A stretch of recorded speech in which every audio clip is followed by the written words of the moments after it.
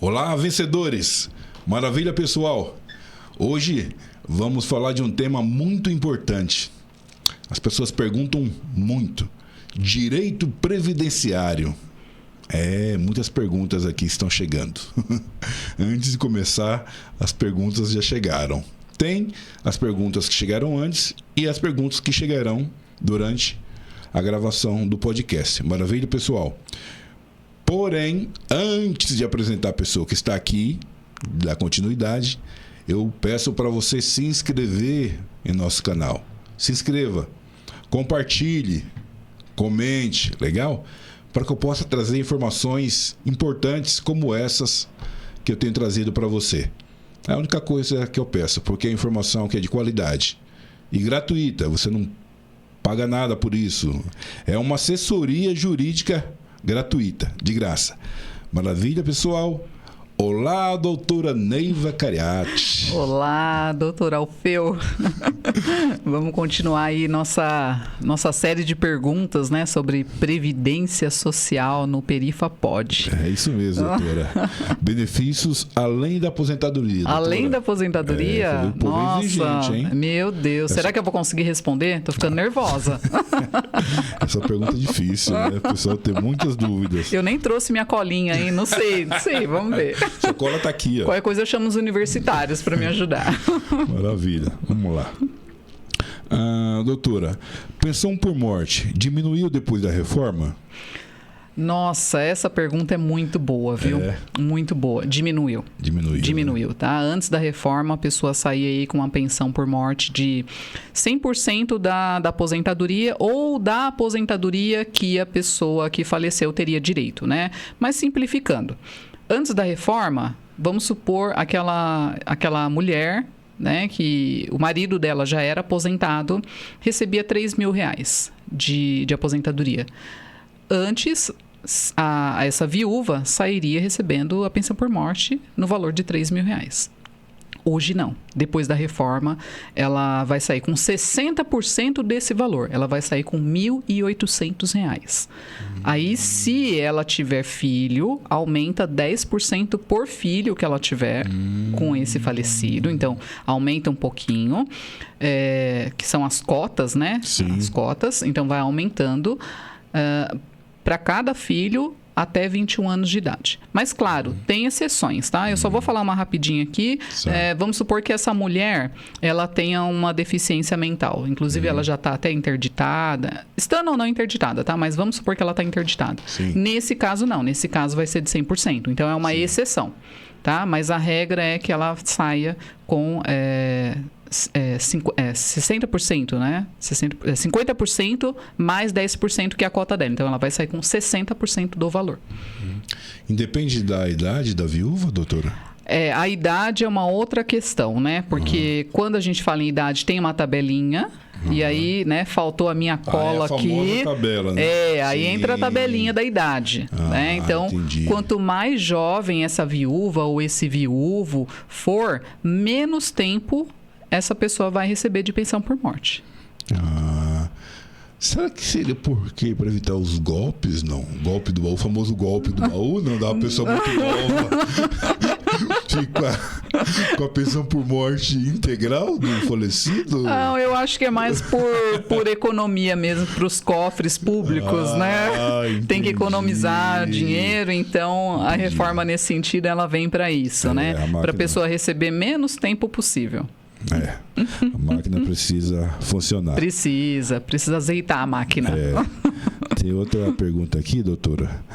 Quais benefícios o INSS mais nega injustamente, assim, na tua opinião? Você como advogada, tua experiência, você fala, nossa, não é possível.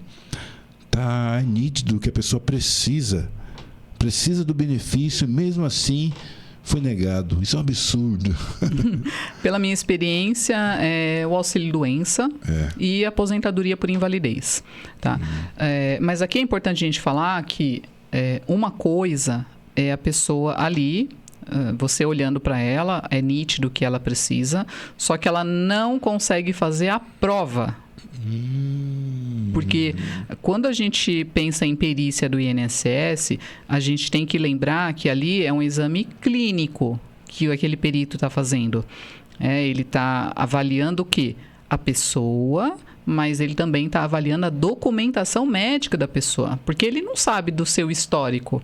Ele não sabe do seu histórico de doenças se você não levar o seu histórico para ele, se você não levar um relatório médico, se você não levar um atestado médico. Então, tem essa questão também da falta de informação do segurado. Ele precisa, além de estar com um problema de saúde aí grave, né, uma incapacidade para o trabalho, ele precisa comprovar adequadamente que de fato ele está incapaz. Então, por isso esse benefício é muito negado, tanto o auxílio doença quanto a aposentadoria por invalidez. E as pessoas, doutora, saem numa revolta. Sai mesmo. Eles acham, é um direito deles pensarem assim, cada um sabe o que está sentindo, mas eu não consigo trabalhar, eu não consigo andar, e ter o benefício negado muitas vezes, uma perícia que é reprovada, a pessoa sai de lá muito brava.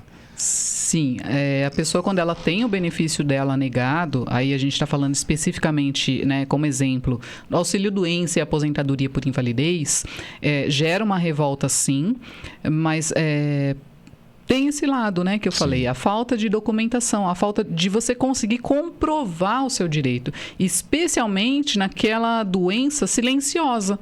Por exemplo, uma fibromialgia, é uma doença silenciosa que a gente fala. Uma depressão é uma outra doença silenciosa, que você precisa ter um histórico médico muito, muito completo, com muito documento para comprovar aí toda essa trajetória que você vem enfrentando. Aí sim, se você conseguir comprovar isso com várias provas que você tiver, você vai aumentar as chances de conseguir o benefício. E muitas vezes até a pessoa que está ali, o médico que está fazendo a perícia, muitas vezes é ele ali que sofre, né? Às vezes a gente fica sabendo até de casos de agressão. Até por isso, né, que hoje em dia o resultado de uma perícia médica, ele não é informado para o segurado. Na hora. Não. O perito faz a perícia e ele fala, acompanha o resultado que ele vai sair mais tarde. Ufa. Acompanha pelo aplicativo. Para evitar isso. Sim, né? Sim. E a gente tem que ter esse, assim, aí eu digo a gente como advogado, né? A gente tem que ter um carinho com essa pessoa que está sendo atendida no escritório para entender também que ela já veio dessa trajetória de uma doença, às vezes uma doença muito agressiva. Só que do outro lado também ela está enfrentando a falta de atendimento médico do serviço público, por exemplo. Porque quantas vezes você pede um relatório médico para a pessoa, ela não consegue nem marcar consulta pelo sistema público de saúde. Então ela enfrenta essa dificuldade. Exame, então, eu não preciso nem falar, né? Porque exame, dependendo do que você, né, vai fazer, qual exame que você precisa, você vai no posto de saúde perto da sua casa e o que eles falam? Dê seu telefone e quando surgir vaga eu te ligo. E aí passa 2 anos, 3 anos, 4, sabe quantos mais. Né? Então tem toda essa dor que a pessoa está enfrentando e por isso também gera essa revolta. Né? É isso aí. Pessoal, vamos falar agora de planejamento previdenciário. Também é muito importante, não é, doutora? Muito importante. Esse assunto é bom, viu? O que é o planejamento previdenciário na prática, doutora? E qual a importância dele aí? Bom, planejamento, né, como a própria palavra já remete a gente, né, é se planejar, é se preparar, né, mas como se preparar? É você já percorrer um caminho alguns anos antes, né, da idade ou do tempo que você imagina que você vai conseguir se aposentar e você já fazer essa leitura, né? A leitura do seu passado de trabalho e de contribuição, pagamento de carnê, o presente, qual que é a situação atual, e já projetar para o futuro. Então, o planejamento, ele envolve esses três tempos, né? Passado, presente e futuro. Tá. E pode ser feito em qualquer momento. Isso. Qualquer momento. Ah, maravilha. Com quantos anos a pessoa deveria começar a se planejar, doutora?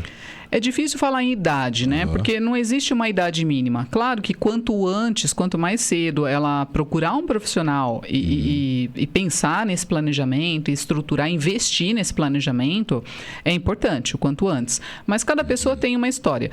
Por exemplo, não dá para eu falar de um planejamento previdenciário para uma pessoa que tem 40 anos de idade e tem 5 de contribuição. Entendi. Né? Por quê? Porque provavelmente ela vai se aposentar por idade. Falta muito tempo, então talvez para ela não seja interessante. Mas tem um empresário, por exemplo, que ele tem uma empresa própria, tem a retirada de prolabore dele, e ele tem uma dúvida se ele precisa aumentar esse salário dele, esse prolabore, aumentar o pagamento de INSS, o quanto isso vai impactar e se vai valer a pena na aposentadoria. E aí ele está com 55 anos de idade, por exemplo, ou até com os 40 anos de idade, como eu citei no exemplo anterior. Então, pode ser que para ele seja interessante. Então, é muito difícil falar em idade, mas o quanto mais cedo, né, o quanto antes, melhor. E a pessoa, para fazer esse planejamento, precisa ter um rendimento alto? Ganhar bem para fazer isso? Não precisa. Não, a gente faz um pagamento parcelado. Nada que um parceladinho não resolva. Não, mas falando sério agora, não precisa, tá? O planejamento, ele é acessível sim, tem, claro, a opção né, de você encaixar aí o pagamento da melhor forma, né? Investir, parcelar, mas assim, em termos de renda, eu ganho um salário mínimo. O planejamento é para mim, né? Porque essa é a pergunta.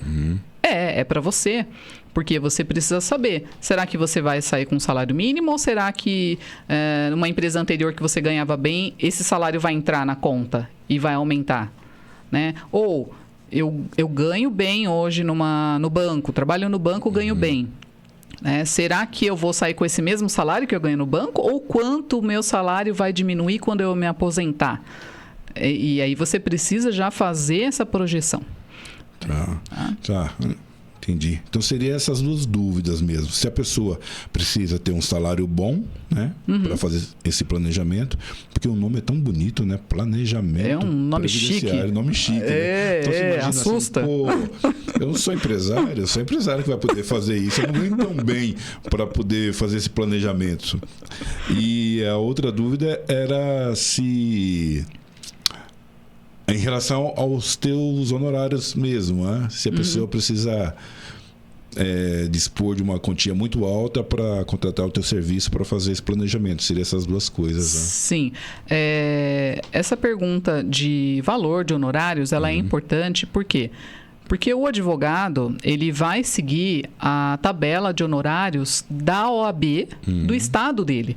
As pessoas não sabem, mas cada estado aqui do nosso país, a gente tem uma OAB responsável e a gente tem uma tabela de honorários. Então, invariavelmente, o advogado vai seguir essa tabela de honorários.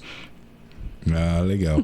Olha só, você respondeu. E a próxima pergunta era justamente isso. O planejamento é só para quem ganha bem, tá vendo? Para quem ganha... Não, então Você já respondeu, já? É a próxima. Porque uma pergunta acaba se correlacionando com a outra, né? Porque, e é uma dúvida legítima, até se me permite continuar, dar uma continuidade. Claro. Esse nome, planejamento previdenciário, eu nem uso esse nome no escritório. Quando a pessoa me procura pela experiência, eu já sei o que ela precisa. Ela precisa de um planejamento previdenciário. Mas eu não vou falar para ela, olha, você precisa, porque ela vai se assustar. Ela acha que o nome é chique e aí ela ganha lá um salário mínimo e ela fala, não é para mim. Eu falo, não, olha, Dona Maria, Seu João, o senhor precisa aqui fazer uma avaliação mais específica do seu caso. Eu preciso olhar onde que o senhor trabalhou, como que foi, quanto que ganhava, se o senhor trabalhou na roça ou não. Eu preciso fazer um monte de cálculo diferente. Então, a gente precisa aí fazer essa avaliação mais completa. Tá? Então, eu não uso planejamento previdenciário. Entendi, porque o nome às vezes é aquela... assusta, né? Como você falou. Exatamente. Doutora Neiva, dá para aumentar o valor da aposentadoria legalmente? dá para aumentar, tá? E o planejamento, uma das vertentes, né, do planejamento é justamente essa. E é uma dúvida que as pessoas têm. Principalmente quem trabalha por conta própria. Por quê? Quem trabalha por conta própria, ela tem uma liberdade maior em estabelecer o salário que ela está recebendo da empresa dela.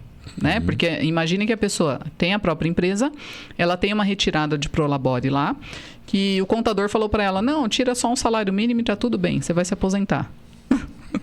E aí, quando você senta com essa pessoa para fazer um planejamento, você pode falar, olha, não, aqui você pode aumentar, você pode pagar R$1.000 por mês, 1.500, vai impactar aqui no seu imposto de renda, né, ou não. Olha, vai aumentar a sua aposentadoria em tantos % ao longo do tempo.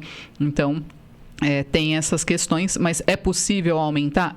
Por meio do planejamento. Ele faz essa previsão.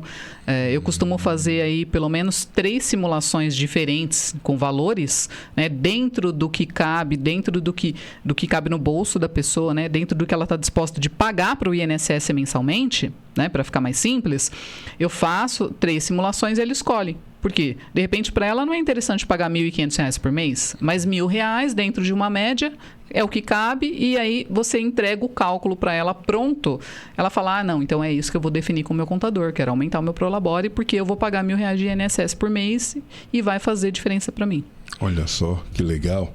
Informação importante. Quando você tem informação, é mais difícil você ser enganado, viu? Sai da caixinha. Se liberta. Pessoal, vou pedir mais uma vez para você se inscrever em nosso canal Perifapod. Legal? Compartilhar, comentar, para que o nosso canal possa crescer cada vez mais, né? Pegar engajamento e eu possa trazer informações como essa. Informação que vai mudar o seu dia a dia, que muda a forma de você pensar. Quem não tem informação, fica difícil você saber quais são os seus direitos. Maravilha? Voltando para cá, para a doutora Neiva, que tem muita coisa aqui para falar ainda. Doutora, vamos falar aqui sobre golpes, fraudes e alertas. Olha só. Isso está me lembrando uma coisa também que a gente escuta, né? Eu gosto de ouvir muito o que as pessoas falam, né? A gente aprende, né, bastante escutando, né? Aprende demais, né? Eu gosto mais de ouvir do que falar, né? Acho que por isso que Deus deu uma boca e 2 ouvidos. É verdade, então, eu concordo. Ouvir mais, falar menos. Senão me daria 2 bocas e 1 ouvido. Mas vamos lá. Doutora, algumas pessoas assim contam, né? Tem amigos, né? Dizem que receberam ligações, chamadas telefônicas, né? Dizendo de um processo que realmente ele tinha, ou o pai que faleceu tinha, coisas de 20 anos atrás, 15 anos, e que saiu o processo e já tá ganho. O juiz deferiu, é só dinheiro na conta. E aí, tem ouvido muito isso ou não? Doutor, só essa semana 5 clientes meus receberam esse tipo de tentativa de golpe, que é o golpe do falso advogado. É um golpe que ele acontece por telefone, por chamada telefônica, mas ele tem acontecido muito no WhatsApp. Esses meus clientes que receberam contato, inclusive, foi pelo WhatsApp. E o que essa pessoa aí, esse criminoso, né? Sim. Falar isso, é um criminoso. O que eles fazem? Eles pegam a foto do advogado, porque a nossa imagem é pública, Sim. Né? A gente tem que divulgar o trabalho, Sim. Enfim. Então, a nossa foto está no Google. Então, o bandido pega essa foto, cria um WhatsApp com outro número de telefone, coloca a foto lá e manda para o cliente. E detalhe, ele manda até a cópia integral do processo judicial. Então, fica muito difícil para quem está do outro lado, às vezes, identificar. Eu tenho reforçado a mensagem para a pessoa ter cuidado com o golpe do falso advogado, né? Para os meus clientes, eu mando e-mail, todo e-mail tem o comunicado. Cuidado com o golpe do falso advogado. Dessa vez, ninguém caiu no golpe essa semana, porque todos estão bem orientados. Mas tem se tornado cada vez mais comum, infelizmente. Engraçado, eles têm acesso às informações da pessoa, não é, doutora? É difícil a gente falar quem é que está envolvido no golpe do falso advogado, porque a gente corre o risco de ser leviano. Sim, não dá para acusar. Não dá para acusar, mas é uma pessoa que tem o certificado digital para acessar o sistema da justiça, é uma pessoa que tem a senha de acesso ao processo. Então, ela tem que ter algum tipo de senha para conseguir baixar o processo inteiro da pessoa e mandar. Então, eu não vou falar de profissionais X ou Y, enfim, mas tem que ter acesso. Essa informação, ela não surge do nada. Sim. Então, o cliente tem que ter muita atenção. Eu recebi de um colega, de um amigo, essa informação. O pai dele faleceu e havia uma ligação, né, dizendo que ele havia ganhado esse processo. E pediu para eu verificar, eu verifiquei. Só que eu perguntei o nome da advogada que havia ligado para ele me disse. E quando eu entrei nos autos, o nome da advogada era outra. Eu falei para ele: você olhou nos autos? Não, doutor, não olhei. É que eu fiquei tão feliz que nem verifiquei. Por isso que eu estou ligando aí para o senhor, para ver se o senhor me ajuda. Isso é verdade. E é difícil, né, para a pessoa tão feliz, às vezes, né? Ela até esquece de verificar se é verdade ou não, prestar atenção nessas coisas, não é, doutora? É verdade, é difícil porque quando você recebe o contato, você se deixa levar pela emoção. Seja uma emoção de extrema alegria, seja a emoção de ansiedade, porque você está esperando sair o resultado do processo, isso também acontece, você está com o processo em andamento e você está ansioso, né, por aquela resposta, seja por mágoa, porque você está magoado com o seu advogado, com a sua advogada por algum motivo. Então, são vários sentimentos que a pessoa precisa se autoavaliar, precisa controlar. Quando ela receber um contato, olha, recebeu a foto lá do seu advogado no WhatsApp, com os dados do processo, controla a emoção, liga no telefone de costume, se possível, vá até o escritório pessoalmente, para evitar cair num golpe desse. E agora vai ficar pior, né? Porque agora até a voz dos profissionais estão sendo clonadas. Então vai ficar cada vez mais difícil evitar esse tipo de golpe. É verdade. Perigoso, né? Porque a pessoa liga, às vezes você fala alô, só esse alô já é suficiente para eles reproduzirem a tua voz. E não só isso, né? Nessa tentativa de golpe, você, como advogado, você pode estar atendendo uma pessoa do outro lado da linha, ela te manda áudio, você manda áudio achando que você está respondendo um pretenso cliente, um possível cliente, e na verdade você está respondendo um golpista, que está pegando sua voz e clonando. Então, fica muito difícil para os dois lados, né? Para o cliente e para o advogado. Legal. Doutora, infelizmente, nosso horário já está terminando aqui. Tem muitas perguntas ainda para responder. As pessoas enviaram várias perguntas, é sinal que tá legal, tá interessante, viu? A conversa tá interessante, uma conversa que traz um conteúdo como esse, que é a dúvida da maioria da população. Então as pessoas ficam atentas mesmo. Só que isso a gente pode trazer para responder em outras oportunidades, tá bom, doutora? Com certeza. Se me convidar, vai ser uma honra. Eu volto aqui, respondo com o maior prazer todas as perguntas, porque eu adoro falar direito previdenciário e adoro poder ajudar as pessoas. Eu espero que você tenha ficado feliz aí com o nosso Perifa Pode, né, doutor? Perifa Pode, segue lá. Aqui a gente pode. Aqui a gente Pessoal, pode. Maravilha então, ó. Se inscreva no nosso canal, maravilha? Comenta e compartilha para que eu possa trazer informações importantes que vai mudar o seu dia a dia. Quem tem informação é mais difícil ser enganado. Doutora, como a gente acha você? Passa aí os teus contatos. Neiva Cariati, _ advocacia. Neiva Cariati, _advocacia lá no Instagram. E depois eu deixo o meu telefone de contato. Eu tô até com medo, né, de deixar o meu WhatsApp aqui e alguém tentar aplicar um golpe. Mas me segue no Instagram e você vai conseguir falar comigo. Maravilha, doutora. Pessoal, Mais uma vez aí, um grande abraço. Fique na paz.